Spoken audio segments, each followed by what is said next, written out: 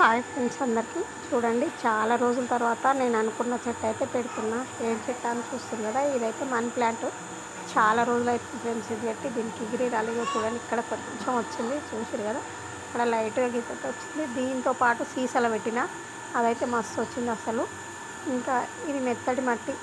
ఇంతకుముందు ఒక చెట్టు కొనుక్కొచ్చినుంటే, ఇలా చెట్టు కొనుక్కొస్తే అది ఎండిపోయింది. దాంట్లోనైతే ఈ చెట్టు పెడుతున్నా. ఇది ఏం చెట్టు అని చూస్తున్నా, తమలపాకు చెట్టు. ఇప్పుడు చాలామంది ఎక్కడ చూసినా, ఎవరింట్లోనైనా ఇంటి బయటనైనా తమలపాకు చెట్టు అయితే పక్కా పెడతారు కదా. తమలపాకు మనీ ప్లాంట్ చెట్టు పెడతారు కాబట్టి ఇంకా నాకు కూడా అనిపించింది ఎప్పటి నుండో పెట్టాలి అనేసి.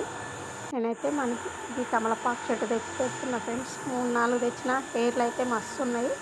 ఏర్లునే తెచ్చి పెట్టిన. చూద్దాం ఎన్ని రోజులకు. ఇంకా ఇవి చాలా పొడుగున్నాయి. కట్ చేయాలా కట్ చేద్దా అర్థం కాక నేనైతే అట్లనే పెట్టేసిన.